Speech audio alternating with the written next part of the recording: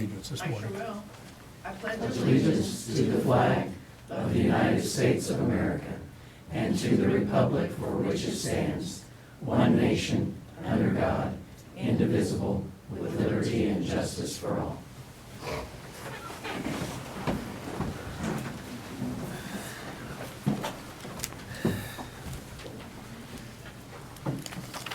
Welcome to the April 29th, 2019 meeting of the Shawnee County Board of Commissioners. My name is Bob Archer. I currently serve as chair of the commission and represent District 3 alongside Commissioner Bill Rippon, who represents District 1, and Commissioner Kevin Cook, who represents District 2. Good morning, everyone. Morning.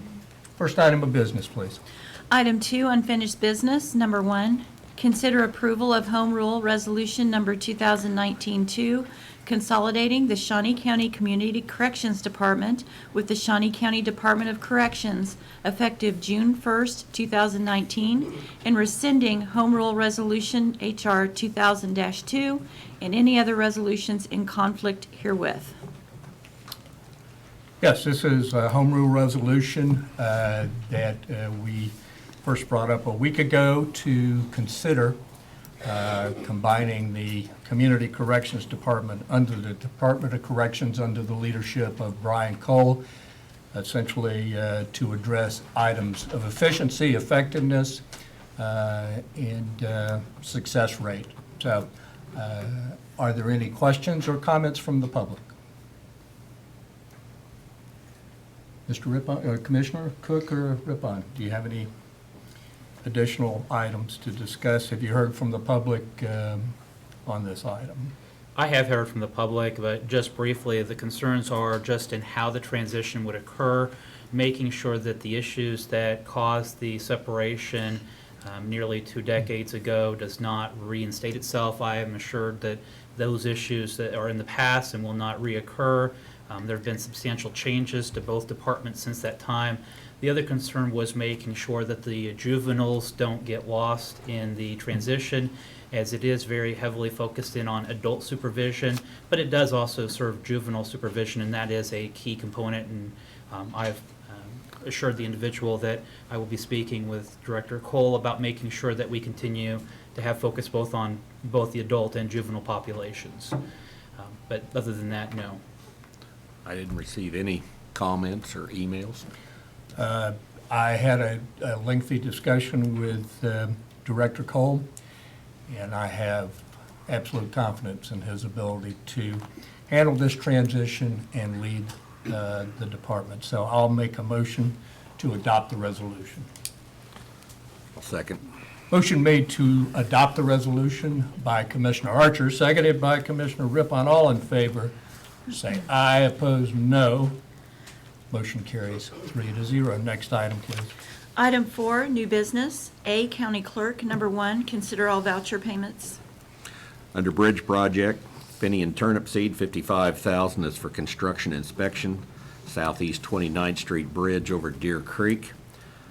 Under Public Works, Craftco Inc., totaling $36,000 is for crack sealant material for 2 different districts. Total vouchers as of 6/24/2019, $583,335.24, and I move that we approve the vouchers. Second. Motion made to approve the vouchers by Commissioner Rippon, seconded by Commissioner Cook. All in favor say aye. Opposed, no. Motion carries 3-0. Next item, please. Number 2, consider correction orders. I'll move to approve the correction orders. I'll second. Motion made to approve by Commissioner Archer, seconded by Commissioner Rippon. All in favor say aye. Opposed, no. Motion carries 3-0. Next item, please. Number 3, consider approval of the annual renewal of Topeka Hospital LLC IRB tax exemption for 2019. Commissioners, we are requesting approval of the annual renewal of Topeka Hospital's tax exemption. They are current in their taxes. The period of exemption is 10 calendar years, and the County Counselor's Office has reviewed this request. Questions? I'll move for approval. I'll second that. Motion made to approve the request by Commissioner Cook, seconded by Commissioner Rippon. All in favor say aye. Opposed, no. Motion carries 3-0. Next item, please. Item B, Planning, number 1, consider approval of resolution number 2019-23, adopting the amended master PUD plan for Theracon subdivision number 2, located at 1035 Northeast 43rd Street in Soldier Township, to include a 23,000 square foot research building. Good morning, Commissioners. Anna Ortega with the Planning Department. Hill's Pet Nutrition is requesting the major amendment to increase the maximum building footprint in Theracon. This would allow Hill's to construct a small and toy breed dog colony for approximately 80 dogs that are currently not housed on the complex. The change in the master PUD plan would not change the scope or function of the facility. The planning staff and planning commission conditionally approved the request on April 8th. At no time, no property owners appeared in favor or in opposition of the proposal. However, the representatives of Hills and Berlin West engineers did speak to the request and provided the additional information to the planning commission. Staff requests the board's consideration. Thank you. Would there be any member of the public who would like to address this issue? Mr. Chair, I would open a public hearing. Oh, even better. I'll make a motion to open a public hearing about this issue. Second. Motion made to open by Commissioner Archer, seconded by Commissioner Cook. All in favor, say aye. Opposed, no. Motion carries 3-0. Now, would there be anyone that would like to address?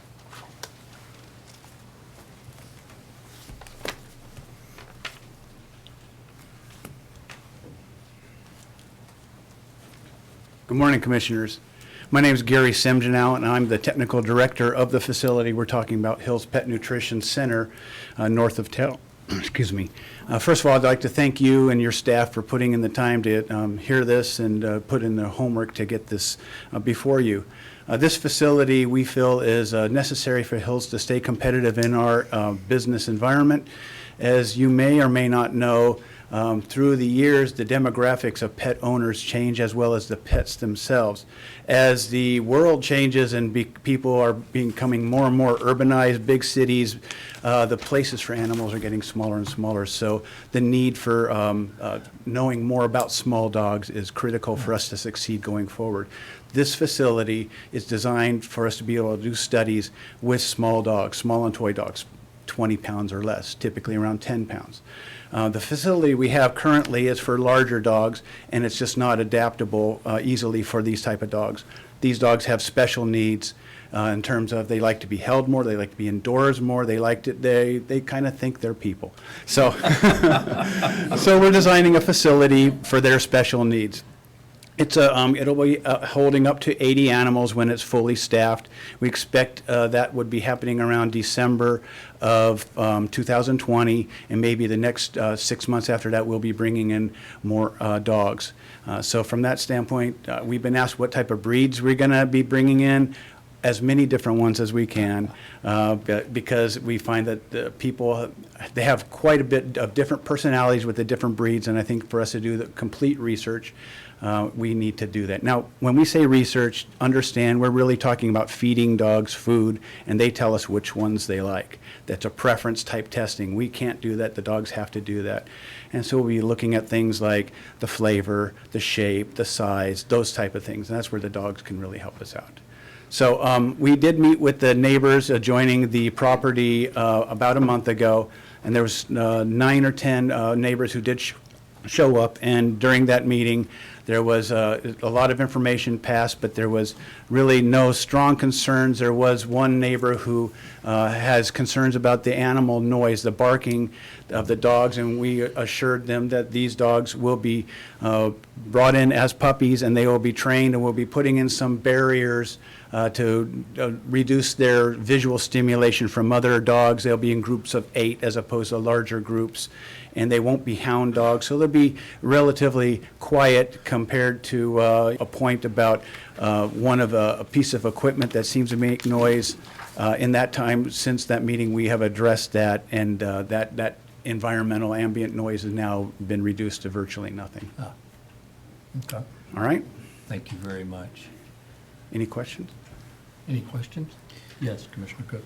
I understand that this addition, or we're going to be having some other additions to Hills for more customer relations, allowing publics to come in. Yes, as part of this facility, the footprint will house the animals.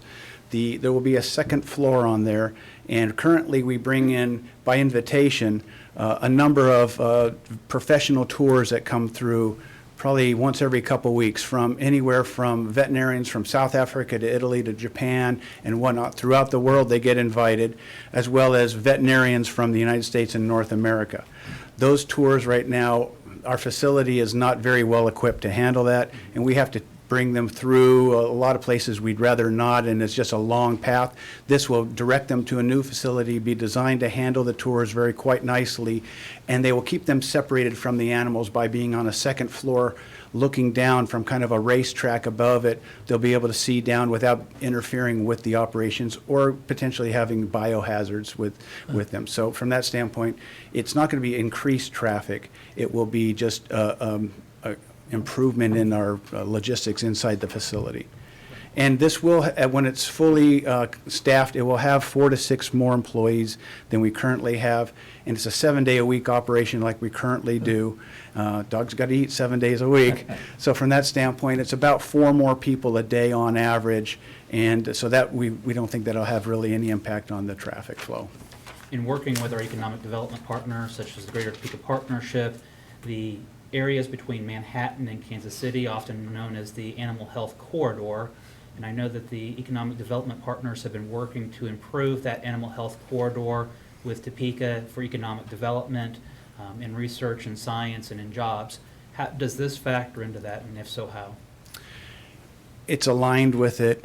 We are not actively working with it. I think it's just, since we are inherently in that area, and this is we consider this a commitment to the area, as far as Topeka, Shawnee County, and Hills, a commitment to staying and being vital as possible. So from that standpoint, it's very much aligned with that organization and the goals of that organization. So, All right, thank you. Very good. Thank you. all right, thank you. Good morning, Commissioners. Angela Sharp with Bartlett and West, representing Hills. And Gary gets to talk about the fun part of the project, and I'm here to answer any technical questions that have to do with it. The staff and Planning Commission asked all the relevant questions relative to lighting, stormwater, wastewater, and all of those things are being taken into consideration with the project, obviously, to make sure that none of the adjacent neighbors are negatively impacted. So there will be stormwater a dry detention pond constructed that will make sure that no additional stormwater leaves the site to the culvert under Meriden Road, and the wastewater is treated through an on-site system. And Bartlett and West did an analysis last year for Hills that makes sure that all the pipes and the end treatment does have the capacity for the additional facility. So if you have any questions, I'd be happy to answer those. Questions? Yes, Commissioner Cook. This is an area that's surrounded by residences. Can you talk to the timeline for construction, the impact on the residential neighborhood, hours of construction, trucks coming and going, what the neighbors might expect, and how this might impact the residential area? Sure. And the Hills folks also can answer any questions if I don't have those. But generally, I think construction is going to be starting, is it December, Lance? It'll probably be July or August. July or August, I apologize. So July or August it would start, and all of the construction traffic will be routed to the entrance down on 39th Street. The main entrance that has the guard gate will continue to be for all of the regular daily traffic and pedestrian car or vehicles and that kind of thing. So the traffic shouldn't be impacted during construction, and all of the staging and parking for construction will happen within the facility, so it won't be staged or vehicles parked for construction out on the public streets. And they will keep the construction from 7 to 4 during weekdays, so it shouldn't impact folks in the evening hours when they would be outside or overnight or anything like that. And what was the duration, Lance? We should be, I hope, at occupancy in November of 2020. So really a timeline of November to, or I'm sorry, July to November approximately? Correct. Okay. Thank you. Thank you. Anyone else for public comment? Well, I guess I should note that Hills is a very valuable member of our community. And with that, I will make a motion to close the public hearing and to adopt the resolution. Second. Motion made by Commissioner Archer, seconded by Commissioner Cook. All in favor say aye. Opposed, no. Motion carries 3-0. Again, thank you for being here today, and thank you for your commitment. Next item, please. Item C, Community Corrections. Number 1, consider approval of the 2019-2020 Shawnee County Adult Comprehensive Plan and Budget. Good morning, Commissioners. Rebecca Cartmill with Community Corrections. I'd like to briefly say, as retirement is rapidly approaching, that I will miss the county, I will miss my coworkers, I will not miss writing these grants. So, more than happy to pass that on to someone else. Okay, first, of course, is the considering approval of the Shawnee County Adult Comprehensive Plan and Budget. We received this year with both districts $1,512,335.71. Most of that covers personnel, obviously, but we were able to fill back in a lot of the little areas that we had to cut out because we had a retirement and a resignation. And I'm confident that when I retire, there will be even more money perhaps for hiring another officer or doing some things there. So, and I know that you read the grant, and we will continue to have intensive outpatient provided by Mir free of charge on site. We will continue to have moral reconation therapy free to our offenders that are medium to high risk. There will also be some monies for assessments, evaluations, etc. So, Questions for Rebecca? I have none. None. I move for approval. Second. Motion made to approve by Commissioner Cook, seconded by Commissioner Rippon. All in favor say aye. Opposed, no. Motion carries 3-0. Next item, please. Number 2, consider approval of the 2019-2020 Adult Behavioral Health Grant Plan and Budget, and approval to maintain a partnership with Regional Alcohol and Drug Assessment Center to provide a care coordinator and recovery coach. good morning, still Rebecca Cartmill. We write this to provide the care coordinator and recovery coach for our offenders. They provide counseling, drug and alcohol assessments, mental health assessments, and they can quickly get people into interventions that they need, treatment that they need. This also includes monies for some assessments, as well as $10,000 per district for a total of $20,000 for psychotropic medications for indigent clients, and help stabilize people. And then they have to figure out what they're going to do after probation to get their medications. But this has been very, very helpful. I usually write it for $132,000. They've traditionally paid us about $120,000 for these services. I'll move to approve. Second. Motion made to approve by Commissioner Archer, seconded by Commissioner Rippon. All in favor say aye. Opposed, no. Motion carries 3-0. Next item, please. Number 3, consider budget adjustments for third quarter 2019 from salary and benefits to fuel, parking, vehicle maintenance, mileage, cell phones, landline, miscellaneous supplies, printing, rent, insurance, and drug testing, totaling $13,895.77. Commissioners, I'm still Rebecca Cartmill. Okay, this is money that we already had in salary and benefits. We're simply moving it to the areas of fuel, parking, vehicle maintenance, mileage, cell phone, landline phones, miscellaneous supplies, printing, rent, insurance, and drug testing services. And it does total $13,895.77. So this is not in addition, this is money we already have, just moving to different areas. Questions? Move for approval. Second. Motion made to approve by Commissioner Cook, seconded by Commissioner Rippon. All in favor, say aye. Opposed, no. Motion carries 3-0. Thank you very much. Thank you, Rebecca. Next item, please. Item D, Parks and Recreation. Number 1, consider approval of request to pay an invoice of $18,975 to Torgerson Electric for upgraded lighting services at Crestview Park with funding from Capital Maintenance 3R Fund. Good morning, Commissioners. Tim Laurent, Deputy Director, Shawnee County Parks and Recreation Department. Yes, this morning we're asking for your approval to pay Torgerson Electric for work done to upgrade the lighting at Crestview Park and I believe also inside the Crestview Community Center. The reason we're here today is to get your approval is required so that we are in compliance with Resolution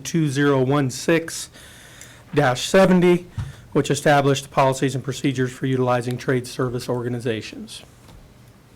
With that, I'd be happy to try and answer any questions that you may have. And this updates the interior and exterior lighting. I believe there were improvements to both areas, yes, and then gone to LED lights, so. Okay. We've invested quite a bit in Crestview lately. How much have we invested? Commissioner Archer, I wish I had that number for you. I don't have that presently. I could certainly find that. Yeah, I'd like to have that number Sure. and then the source of the funds that Sure. we've used. That would be very helpful, because I was looking at the excess reserves that we spent, and none of that was spent on Crestview. So I'm wondering how much we've spent, what we got for our money, and where the source was. for the Absolutely. funding. So, questions, Commissioner Cook? Well, I think we're still waiting on the presentation from Parks and Recreation as to the excess funds and what has been spent, what has been designated, Yeah. and what remains. And so I look forward to that presentation by Parks and Recreation as Yeah. well. There's a spreadsheet available, I think, that. Yes. But we've not had that public That's presentation. correct. Yes. That is correct. I'll move Commissioner- approval. Okay. I'll second. Motion made to approve by Commissioner Cook, seconded by Commissioner Rippon. All in favor say aye, opposed no. Motion carries 3-0. Next item, please. Number 2, consider awarding bid to MCON Inc. for the sidewalk and storm sewer improvements construction in the Lake Water Refresh Pump Station in the Lake Shawnee Adventure Cove with funding of $328,500 for the base bid and $9,000 for alternative irrigation upgrades for a total of $337,500 with funding through excess reserve and authorization and execution of contract C-171, 2019 for same. Commissioners, Tim Laurent, Shawnee County Parks and Recreation Department. Yes, this is for the consideration for awarding the bids for this and the subsequent approval of the agreement with MCON Incorporated to do the sidewalk and storm sewer improvements as well as the lake water refresh pump station at the Adventure Cove. I do have Sean Osborne here with me today. I would consider him to be our project manager on this, and together we'd be happy to answer any questions you may have. And this was through excess reserves, because remember, it was identified as water quality. I believe you are I do correct. know that. How much have we invested so far? So far, in the Adventure Cove project, Yes. I'm showing through my numbers, and I've worked with Linda Kelly on this, we've spent, paid to date, we've spent $154,829 on the Okay. project. All right. So this brings it up close to $500,000. Right. What additional funding are we going to need to implement and reopen the beach? Well, what I'm showing is that we're looking at about a little over $400,000 remaining in excess reserve funds. Yes. That would, I believe, will get us to where we need to be to opening and fully functioning the Adventure Cove. Okay, so if I understand you correctly, you're talking about dedicating about $900,000 total to the project? I believe that is correct, sir. Okay. Sean, are you nodding, or, Yeah. okay, I just don't want to, misspeak, but I think you're you're correct. Okay, okay, so, all right. That's what I wanted to know, Commissioner Cook.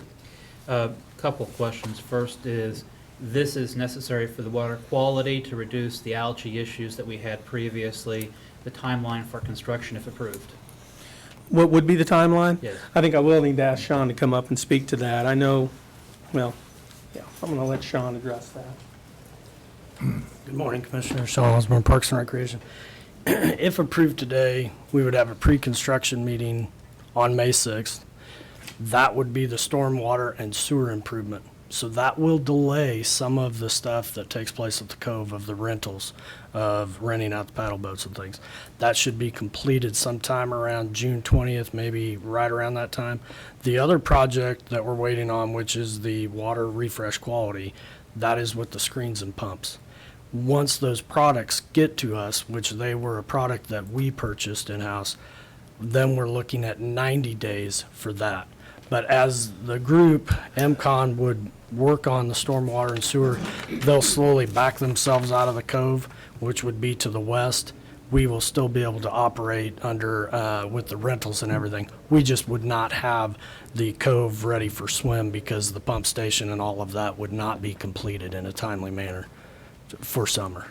So it's not going to be open for swimming this summer, I think. Not with the 90 days that we have Okay. within that, it would be pushed back. We'd be looking probably towards the end of August when everything was completed and we went through a project checklist to make sure everything was right. The season's over at that point, okay. Commissioner Cook. At the same time, we have work that's being done on the sidewalks leading down to Adventure Cove, correct? That is with the stormwater, sewer, and ADA sidewalks. That is the project that will be done around June 20th, and that is to ADA accessible to get down to the paddle boats. That will be operational sometime in late June, but the group will slowly back out of there, and we'll still be able to operate from the rental aspect of it. And just to briefly go through the $900,000 that we have identified for Adventure Cove, that reworked the marina, changing around the configuration of Adventure Cove, adding this filtration system, addressing stormwater sewer, addressing the sidewalks. But we are not actually doing any improvements such as the inflatables, the zip lines. That is not identified as part of this $900,000. You're right. The inflatable that we're talking about could go that way, but that's up to the commission and that. But the other portion of it, which is the zip lines and all of that, that was something that was looked at, that was an outside entity coming in to operate somewhere within the cove. That was not something that Parks and Recreation was looking to pay for out of their budget or ask commission for. But the $900,000 does not include the inflatables. No. All right. And again, that's part of the, I mean, there have been prior presentations made to the commission and the public. I know that there's been public meetings where the improvements to the Adventure Cove included discussions of zip lines and inflatables, but just to make sure that we're clear, the $900,000 is just to get us to a point to where we have the Adventure Cove up to the point of adding that additional amenities. Yes. Yep. So you have to build the foundation before you can build the house. Correct. Okay. And this is Adventure Cove has not had a lot of construction in quite some time. I would say probably since 2000, 2001, we redid some of the bathhouse area that was right there. So 2 years ago, when we shut down Adventure Cove for refresh and rebranding, this is the process. Yes.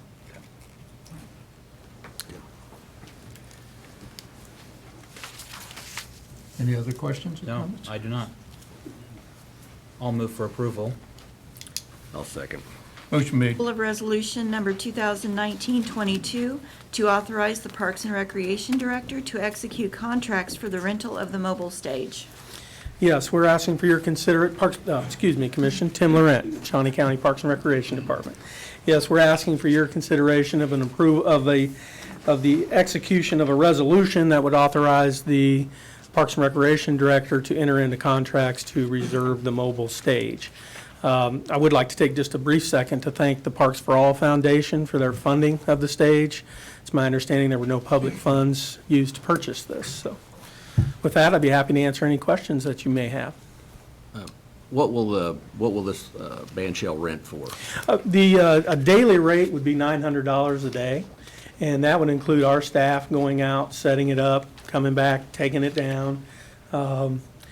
If you had an event that lasted more than one day, it would be $900 for the first day, $500 for each additional day. How many staff members does it take to? Right now, it takes about 4. I think ultimately the goal is for it to be 2, but it's a pretty complicated, it's an amazing piece of equipment, and it's a complicated process as far as setting it up and taking it down. So currently it takes us 4. We're in the process of training folks, but ultimately we think we can get to 2. Will we have a separate rental fee for like not-for-profits or? We currently do not. We just have the one rate, and I think when we are asked to make exceptions, we would more than likely bring those requests before the commission. Good answer, Commissioner Cook. I know that there are some nonprofits and neighborhood associations that would not have the $900 to be able to rent. I know that a prior policy of Parks and Recreation was that they would have a one-time use per year or a two-time per year use per year for the nonprofit or specifically for the neighborhood associations for special events. Would you anticipate having that same type of policy? That's certainly something we can look at. We have not arranged to have that policy as it stands right now, but we could look into it. I think Mr. Luby is going to contradict me on that.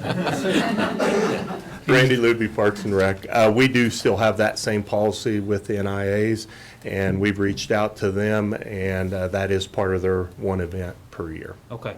Again, the neighborhood associations do not have, they don't have $900 to be able to set forth. But if Commissioner Archer wants to have his birthday party out at the lake, he probably does. Thanks, Randy. Thank you, Commissioner. I appreciate that. Will revenue go to Parks for All, or will it go to the general fund? I believe that Parks for All Foundation is where Okay, the since revenue will they go. paid They for it. funded it. Well, Apparently. Go ahead. No, the money will actually go back into the general fund from the mobile stage. okay. So we have talked ideas back and forth of how we want to do that, but for right now, that's where the money is back to the general Okay. fund. Because we're using staff Yes, that we pay to perform these functions. sorry. Yeah, Okay. no problem. Thank you. Additional questions or comments? I don't have any. I would just note that I think this is a good balance between the community service function of it and then as well as the opportunity for revenue enhancement or to recover our costs. And so this is a good balance between the two policies, and I'd move for approval. I'll second. I agree. Motion made to approve by Commissioner Cook, seconded by Commissioner Rippon. All in favor, say aye. Opposed, no. Motion carries 3-0. Next item, please. Number 4, consider approval of request to award bids and authorization and execution of the following contracts. A, Contract C-166, 2019, with Muscat Painting for preparation and painting of Shawnee North Slides pipe for $15,146, and Rossville Slide for $5,148, with funding from Capital Maintenance Funds 3R. And B, Contract C-167, 2019, with Flint Hills Construction for preparation and painting of Blaisdell Slide Towers for $21,400, with funding from Capital Maintenance Funds 3R. Tim Laurent, Shawnee County Parks and Recreation Department. Yes, we're asking for your consideration to award the bids and subsequent approvals of agreements and supplies for Blaisdell, Shawnee North, and Rossville Aquatic Centers. This item, I believe, was brought, the project budget was approved on June 18th of 2018. And with that, I'd be happy to answer any questions. Questions? Commissioner Cook? As we get closer to the pool season and kind of where we are at as far as the pools, this is a pool preparation. Will this be done in time for the pools to be open? I believe that that is correct, but I'm going to defer to our, or is perhaps that we can do this while we're open. David Alex. Go ahead. Didn't mean to butt in. It's all right. It's a pattern today. Shawnee County Parks and Rec. We are trying to get it done this season. Once this is approved, I'm going to get with the construction company, see if it can potentially be done prior to the season. Part of the contract is they have to pull all the sides off and they have to pull all the decking off as well. With that, that's going to take some time. So if it's not done this season, it'll be done this fall for next season. We're getting kind of on the time frame. We're less than a month before we open up and we're 2 weeks before we start filling. So we're on a tight line here. How do these items affect safety if they're not done during this season? Structural wise, it won't interfere at all. Okay. And then also, these are the two projects, or these these projects are being approved today. Are there other substantive issues that the commission should be aware of with that need major repairs we should be having on our timeline? Baby pool at North. Yes. If you're already familiar with that, possibly, but I think that's the one that jumps out to me, that we currently have what we refer to as the baby pool at Shawnee North that will not be operational this year. And we are currently trying to decide how we're going to fund those repairs. Okay. And that's due to some issues with the piping and the plumbing? Yes, last July, we had 2 million gallons dump out of the bottom of that thing, and we have an idea of where it's going. We can't scope it because there's too many 90s in the line. We did check the piping from the pump house to the pool, and it looked like it was piecemealed together. The company wanted to get out as quick as they could, and they piecemealed it. We also extended that to the main pool in the Lazy River. Those are solid. They're all the same piping, all the same material. The only one we're concerned about is the baby pool. Well, I think that we need to get that word out to the public in a positive way so that our customers are not disappointed when they arrive at the pool. I'm sure that Eric and KSNT and Tim, who are watching, will make sure that the word gets out in some way. But I think it's Parks and Recreation's duty to get the word out as well, because our customers are going to show up with their children or babies and not have that facility, so they might want to go somewhere else. We've already announced it in our brochure. We've already announced it on our website. We will be due diligent on getting the word out as the season progresses to get closer. Thank you. Do we do any programming in the baby pool, or is that? We do have some groups that do a private rental in there, but I have other places that we can restrict them to. But they have not reached out to wanting to rent the pool yet this year. Plus, I have 7 other facilities that we could potentially move them to, so we can serve them still. Yeah, I recall this being an issue and discussion of perhaps converting the baby pool into a splash type facility. I did notice I was on all of these 3, the revenue recovery. I'd asked for that specifically, and I saw that Shawnee North had a recovery rate of 98%, Blaisdell had a recovery rate of 79%, but Rossville only had a recovery of 64%. I would suggest looking at rates and fees that we charge at Rossville. I know we subsidize pools and other facilities, but I would prefer to subsidize those in disadvantaged areas. Rossville is not a disadvantaged area. Midwest Health Aquatic Center is not a disadvantaged area. So please keep that in mind when we're setting rates for usage of our aquatic facilities and all our public Parks and Rec facilities this year. Additional questions? Our rates at our aquatic centers, are they somewhat equal, or do they vary from? I know that they vary. It has been set by the commission that all of our baby pools are at $2. Midwest is at 8 and 7. We also have North and Blaisdell is at 7 and 6, but we do have punch cards, which is a discount, which is a 10% discount off entry fee if they do multiple punches at once. But Oakland, Garfield, Crestview are still at, $2. Okay. Okay. Additional questions or comments? move approval of the contracts. Second. Motion made to approve the contracts by Commissioner Cook, seconded by Commissioner Rippon. All in favor say aye. Opposed say no. Motion carries 3-0. Thank you, Tim. Next item, please. Number 5, consider approval of request to award bid and authorization and execution of contract C-168, 2019 with Express Press for a 3-year agreement relating to the purchase of apparel for sports leagues, associations, clubs, and seasonal department T-shirts with funding through the operations budget.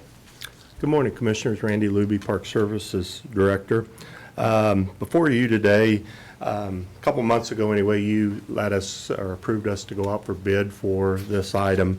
We had 12 companies provide bids. Some of them didn't all meet the specifications, but our sports division headed by Darren Tolan and Derek Mead did an analysis of all the companies.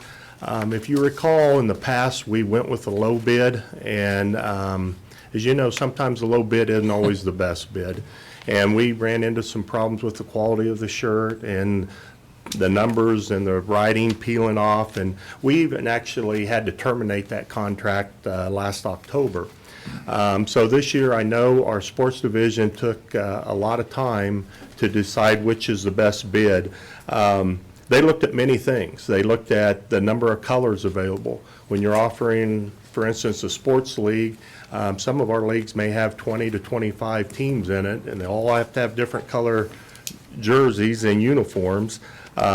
Looked at shipping costs, shipping time, user-friendly website. That's important because we go onto the website to order the shirts. And a lot of times we have to get these shirts if one of them, parent signs up late and we got to get a shirt to them. We got to do that in a quick fashion, and the return time's got to be quick. And they also looked at online reviews of all these companies, and they even contacted references. Some of these companies gave us references, and Derek took the lead in this and contacted some of the references. And with that, we found the Express Press out of Springfield, Missouri was the most responsive bidder. One thing I will add, they aren't the lowest bid. They were with probably third, but the lowest bid is out of Florida, and I'll just give you a little knowledge. He contacted a reference that was 2 hours away from the home site of this lowest bid, and they use the company out of Springfield, Missouri. So I thought that was a telling factor of the quality and the work that my sports division did. I'll be glad to answer any questions you may have. Questions for Randy? I just know, I know that this covers our seasonal staff, but what is considered a league for Shawnee County Parks and Recreation? Does that include Bettis? Does that include the play for women's softball? Is that just the co-rec softball? Is that your? I think I can answer that, but Derek, I think I'd like you do all the work on this. The And Topeka get the Baseball credit to where Softball it's due. Association, who is considered a league? Good morning, Derek Mead, Parks and Rec. This is primarily for our youth sports leagues, excluding the SCABA teams from ages 7 and up. Those are generally teams that come in together and have already purchased their own uniforms independently. This covers youth basketball, youth soccer, youth volleyball, all the sports I'm still looking to add in the future and haven't quite done yet. Doesn't include our adult sports, at least not yet. We have added adult kickball for this summer. Looked into possibly providing shirts for that just as kind of a fun introduction to that as a new league, but not for sure on that. But primarily youth sports as well as seasonal staff shirts as well. We do provide shirts to TBSA 6 and under, SCABA 6 and under, and the SCGSA 6 and under. But like I said a second ago, those associations, once they get to 7 and up, they start providing their own uniforms. But we do order shirts for them at the T-ball level. I don't know if that answers your question, or if you have any other questions for me. Any other questions? Thank you, Randy, for bringing up an important point, because a lot of times when something is cheap, or the cheapest, you get what you pay for. And, I think it's very important that you did the research and we look at a responsible and dependable source for these. And I'm very pleased that you did that, and I'll make a motion to approve. Second. Motion made to approve by Commissioner Archer, seconded by Commissioner Rippon. All in favor, say aye. Opposed, no. Motion carries 3-0. Thank you. Thank you, again, Randy. Commissioner. Thank you, Derek. Next item, please. Item E, Emergency Management, number 1, consider authorization and execution of Contract C-169, 2019, for the transfer of grant-funded training equipment in the amount of $3,783.40 to Emergency Management from the Northeast Kansas Homeland Security Council for fiscal year 2016 RTF project with no direct cost to Shawnee County. Good morning, Commissioners. Dusty Nichols, Emergency Management. Last week, we were given the opportunity to give you a briefing on some of the stuff we're doing behind the scenes, working with some of our partners with exercises with the Rescue Task Force and those kind of events. This is directly related to that. This is the equipment and the moulage that the Northeast region found the need for when we do these exercises, so we can make them very effective. So that is exactly what this transfer of equipment's for. Good questions for Dusty. Move for approval? Second. Motion made to approve by Commissioner Cook, seconded by Commissioner Rippon. All in favor, say aye. Opposed, no. Motion carries 3-0. Thank you, Dusty. Next item, please. Item F, Facilities Maintenance, number 1, consider approval of request to utilize $5,254.34 in contingency funding to finance emergency generator repair services at the Shawnee County Elections Office, 3420 Southwest Van Buren. Good morning, Commissioners. Bill Kroll, Facilities Maintenance Director, here on behalf of the Elections Office, because this is pretty much a maintenance issue, not dealing with elections, but the emergency generator out there, when it was on its exercise cycle earlier this year, we had some issues with the fuel system on it. And when Foley Equipment investigated during the repairs of the fuel system, they found some sedimentary particulate matter in the fuel oil in the underground tank outside of it, and think that's what caused the problems with the fuel system. So we have the fuel system repaired. We're asking for emergency funds out of that because elections didn't budget anything for emergency generator repairs this year. And Foley is recommending what they call polishing of the existing fuel in the tank, which they're able to sweep the bottom of the tank and get any heavy sediment out of there, and then run the rest of the fuel through a series of filters to clean it up so that it's pretty much back into new diesel configuration. So answer any questions you might have regarding this subject. Have visited with Betty Griner regarding use of contingency funds. So, Well, you're cleaning it out, filtering it out. What assurance do you have that it won't happen again? none. But Foley's feeling is that this will solve the problem. Is there a guarantee on that? No. Yes, Commissioner Cook. Bill, we've spent significant amounts of money on the generator. We reworked the generator a couple of times. We've had to make adjustments to the generator. The only other option really is to dig up the fuel tank and completely go through it, isn't it? Or completely pump it out, but then you're buying all new fuel for it, which at the cost of diesel, this $2,000 seems like a pretty good direction to head before you would refill a diesel tank of 5,000 gallons. And the reason why we need this emergency generator at elections is so that in the event of a power outage during an election, we don't have any loss of data for security. That, and it's also the backup 911 call center for us. So So they have emergency power out there for that. It is mission critical, and It so is, yeah. this is a more equitable solution than pumping out all the fuel, so I would move for approval. I'd second. And I agree. I would like to know, though, or if you would question whether there is a more permanent idea. Motion made to approve by Commissioner Cook, seconded by Commissioner Rippon. All in favor say aye. Opposed, no. Motion carries 3-0. Thank you, Thank Bill. you. Next item, please. Item G, Health Department, number 1, consider authorization and execution of contract C-170, 2019 for internship site agreement with Northwest Missouri State University to provide facilities for on-site training for students with no cost to Shawnee County. Good morning, Commissioners. Carrie Delse with the Health Department.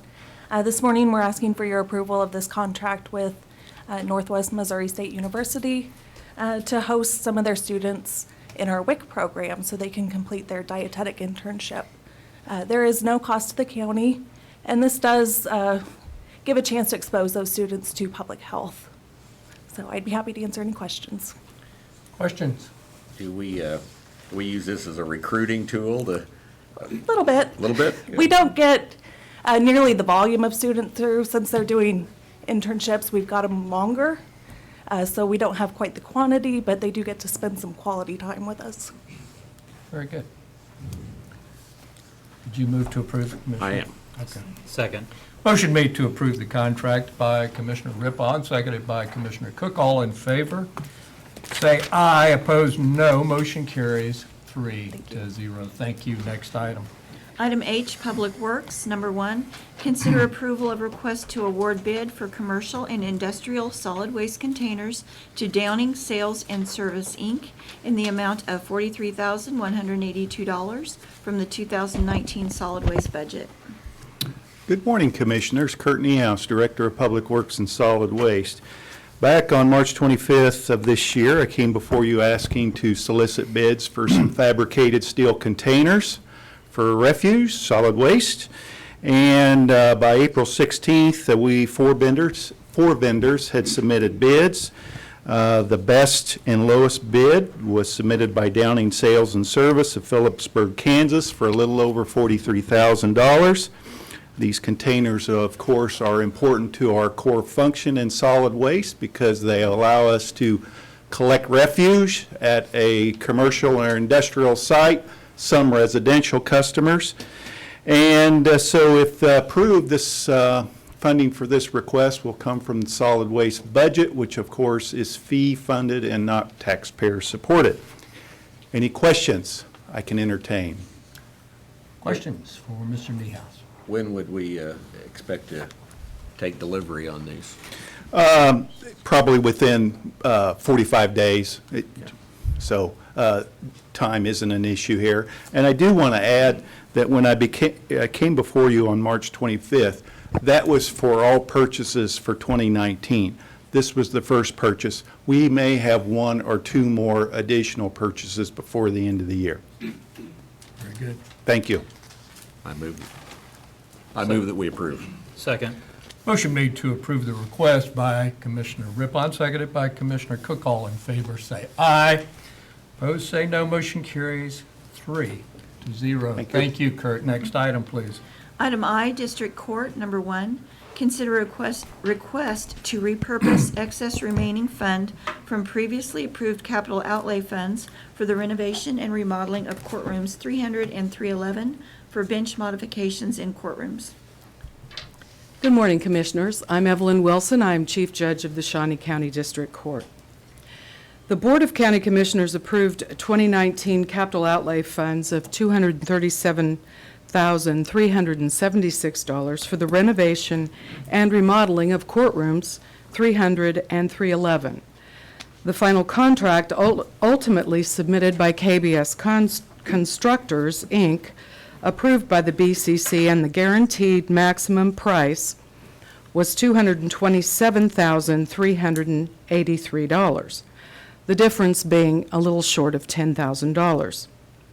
Also included in the guaranteed maximum price are between the contingencies and the difference between guaranteed maximum price and the amount authorized is $21,579.63.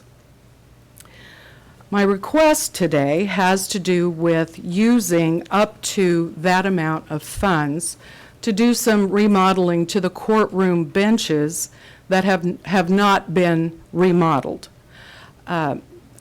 Essentially, we have computers on those benches. When they were built, that wasn't designed to have computers in the early 60s. And so, but now they are there all the time. What happens is that, especially for the judges who are short, like me, you have the computer in front of you and the courtroom on the other side, and so you can't see over the computer to see what's going on in the courtroom. Consequently, the computers are off to the side, and we're constantly looking at them and typing or writing notes. And it is a wonderful thing, as I found out with my own courtroom remodels, to be able to lower the computers so that I can look straight ahead at the computers and also see the courtrooms over the computers. In order to do that, you have to saw holes in the benches and put a shelf underneath that bench part so that you can simply lower the computer screen. KBS has submitted a bid for bench monitor modifications in the amount of $2,768 per courtroom. Because they are already on site doing courtrooms 300 and 311. By the way, 311 is done. I invite you to come and look at it. It is magnificent. Thank you very much.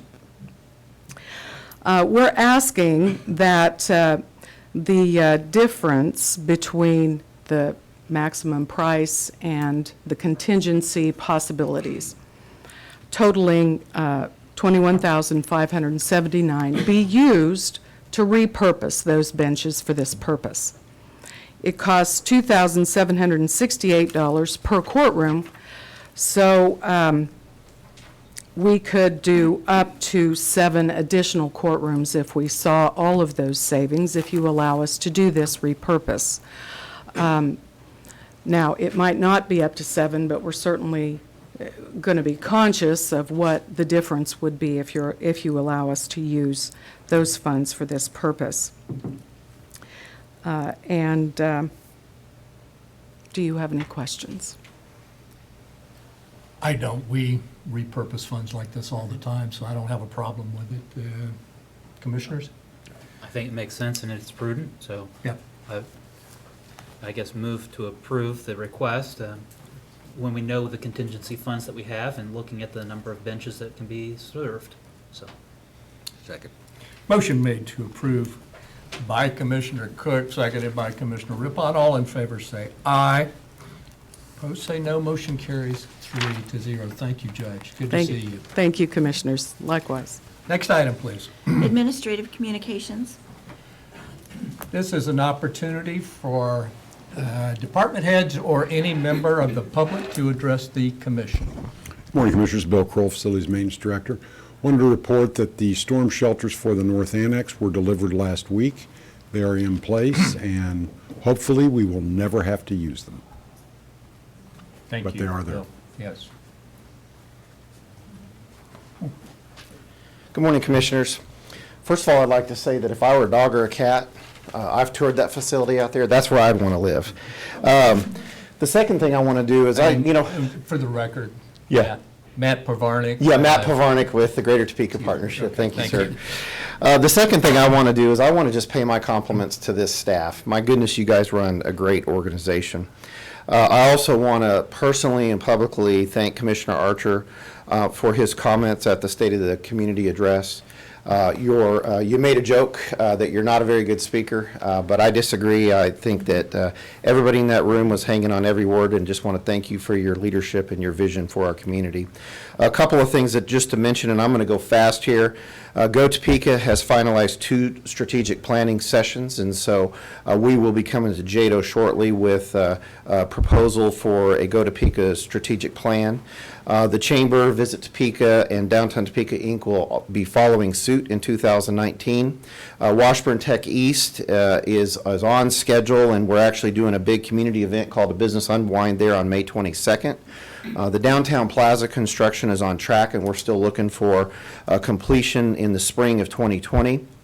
Riverfront Authority is excited to have Carol Coletta from the Kresge Foundation in town in June. Carol is currently working with the Memphis Riverfront Authority, and this is an opportunity afforded to us from the Mayor's Institute on Community Design. Our Innovation Advisory Board, the group that's working really hard to build our entrepreneurial ecosystem, is hard at work and has a lot of things. You know, we talked a little bit about the Animal Health Corridor. They've just recently been to Silicon Valley, and Silicon Valley is very interested in Topeka and this entire corridor that does run from Columbia all the way to Manhattan. The intercity visit is October 2nd through the 4th in Montgomery, Alabama, so I hope everybody that is hearing my voice today is able to attend that. The Chamber's been spending this legislative session focused on several things, but one of primary interest is our Polk Quincy Viaduct.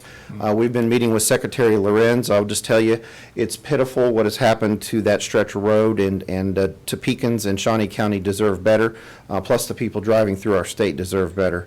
We're paying very close attention to retail. We have a group of folks going to the ICSC retail show in May. Retail, as I said before, is kind of wonky. Malls are tough, but you can see that there's other opportunities in places where retail is growing.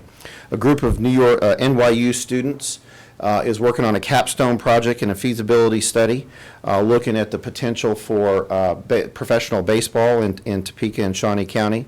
There's also a youth sports task force that's meeting on a regular basis led by Mike Morse that's looking at how we can improve our ability to attract and host youth sports events here. The Youth Commission is very busy. They're joining several boards in the community. We are still working on Project Purple, Project Lightning, Project Blueberry. The Momentum 2022 is blessed this summer to have a Harvard Fellow come and join us and talk a little bit and help us through how we communicate the progress of Momentum 2022. We are very much working hard on our Executive Emergency Services programs. We have been working with Matt All, Steve Wade, Terry Bassam, Steve Anderson, and Dr. Carnegie to properly introduce them to this community. And the last thing I'll mention is the partnership is a little over a year old, and I looked up a term that's from Bruce Tuckman in 1965, and it's all of these phases are necessary and inevitable for a team to grow, face challenges, tackle problems, find solutions, plan work, and deliver results. And those phases are forming, storming, norming, and performing. I would say that the Greater Topeka Partnership is probably somewhere in the storming to norming phase of our iteration of this new organization. But I would defend that while we're forming, storming, and norming, we've been doing a decent job of performing, but I look for better days to come. Thank you. Any questions for Mr. Polarnik before he gets away? I think overwhelmed the clerks with all that work. Huh? I think our clerks were overwhelmed with everything. Sorry. My meter's running out. I can, yeah, and I can see Tim Rich or Phil Anderson typing away. Thank you. Okay, thank you, Matt. And I will say, I appreciate the very kind words about the state of the community address, but let me say this, it's easy to talk about Shawnee County because we're a competent, and I mean very competent and successful organization. So when your product is as good as ours, it makes it a lot easier. So next. Jeremy Myers with Shawnee County Parks and Recreation, the Park Operations Director. This weekend, Saturday, May 4th already, Tulip Time, we're going to offer a new twist to planting and replanting tulips. We invite you and the public to come to Ward Mead, Old Prairie Town, to dig up tulips, bring your own equipment, bring your own 5-gallon bucket, and you pay us $5 for that, each bucket. It's a fun, family-friendly environment.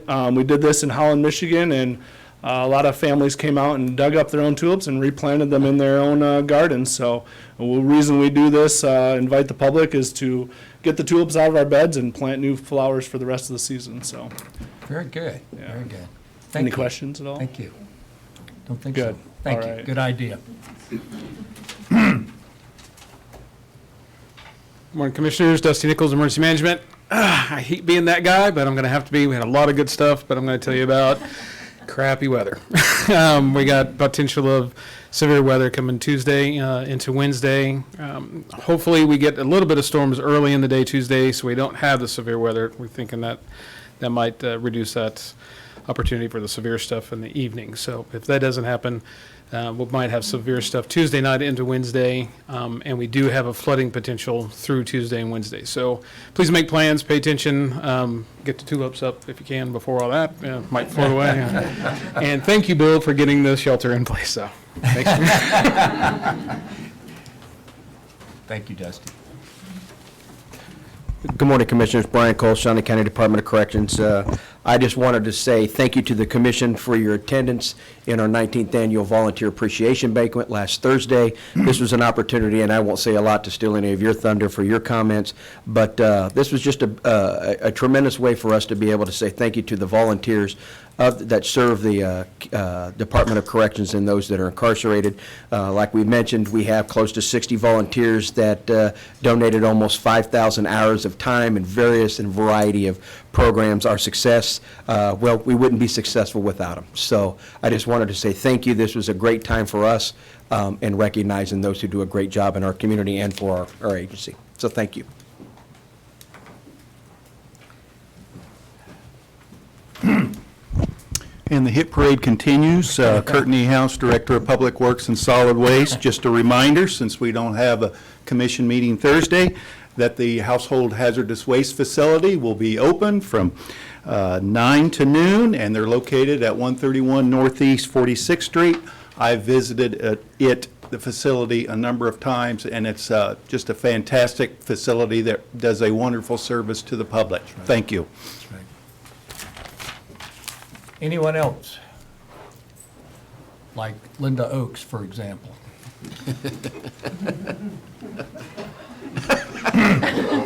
Of course.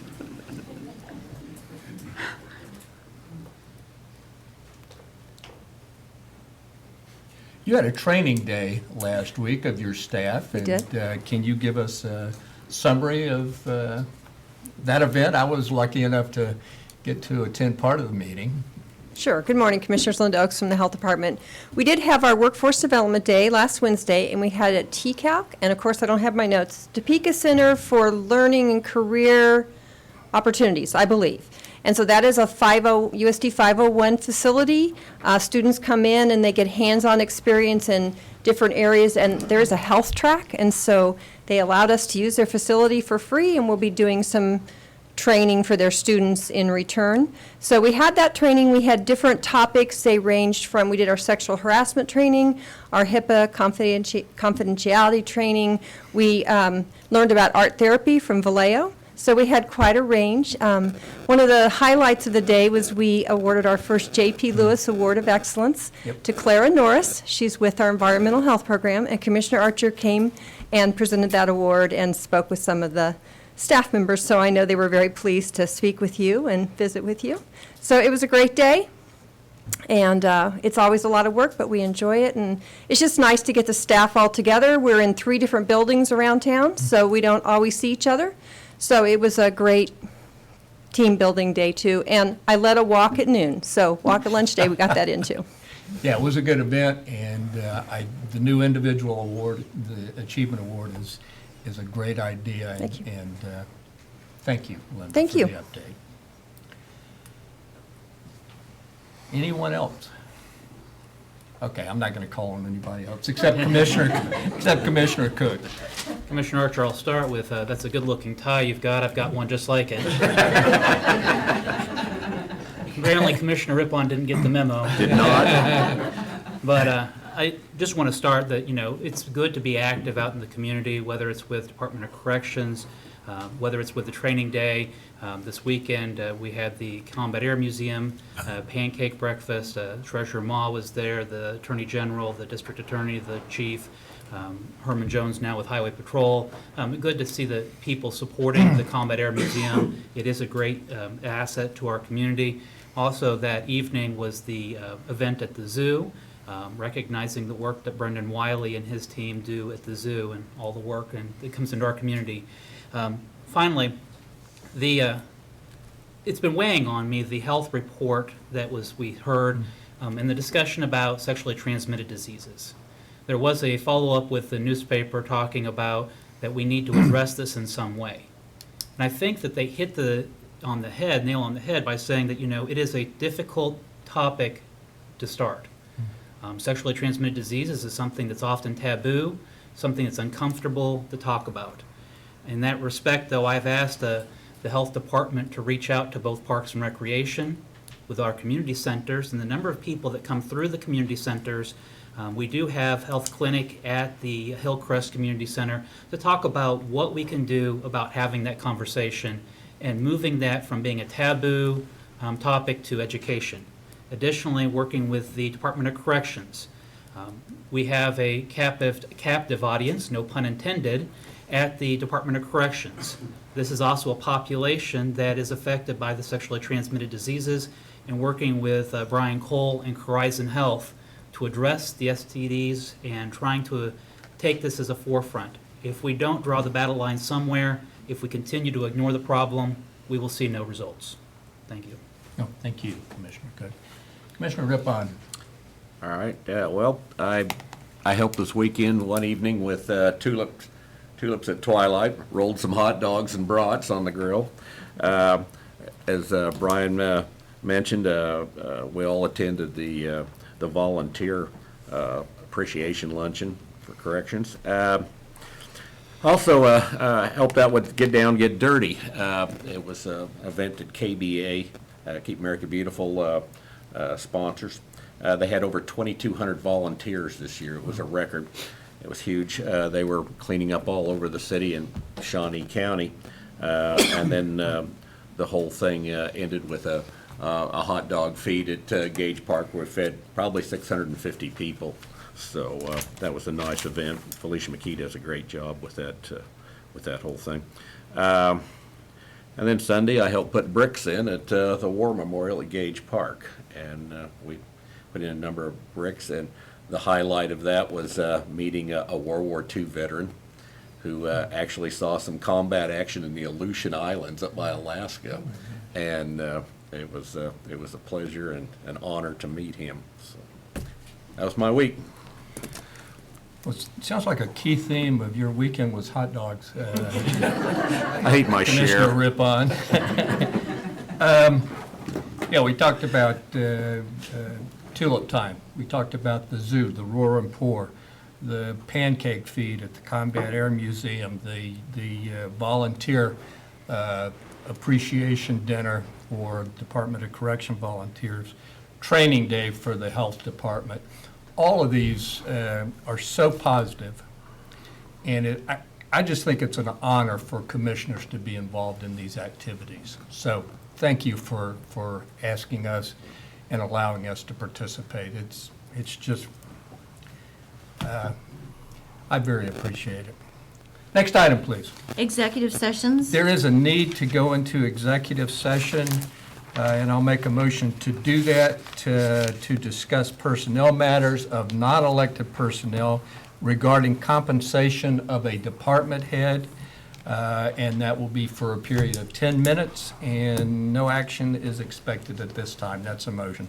Second. Motion made by Commissioner Archer, seconded by Commissioner Cook. All in favor say aye, opposed no. Motion carries 3-0. We are in executive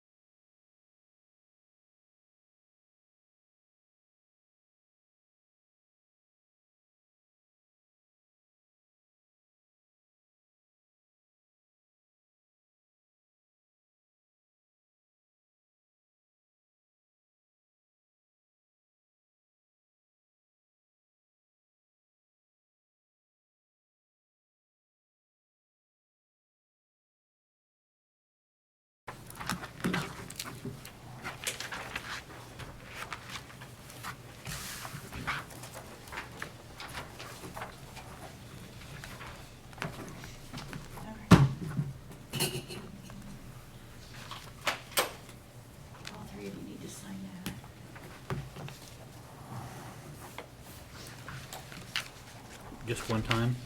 Yes. And this one, it doesn't have a sticky, but it needs a signature. Okay, hold that just a Okay. second if you would, please. Sure. Thank you. So the bill. This is, let's see, right there. Or, Yeah, where it says signature. there it Okay. is.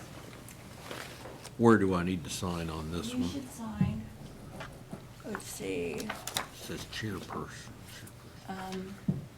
Huh. I can cross that out. If you just want to sign here, and then I'll have Bob sign there. Okay.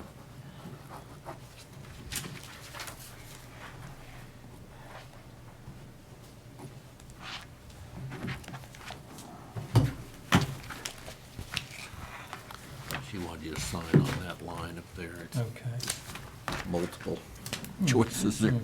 Okay. Excuse me.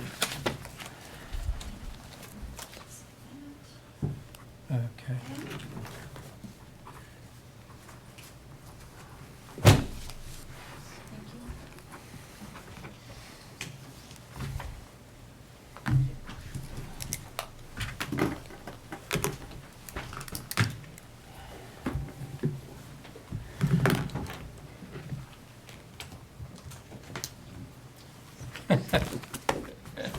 It's close, not quite.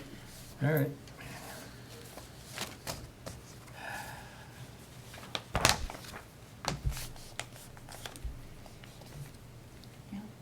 Okay. We are back in session, no action required, and we're officially adjourned. Have a good day.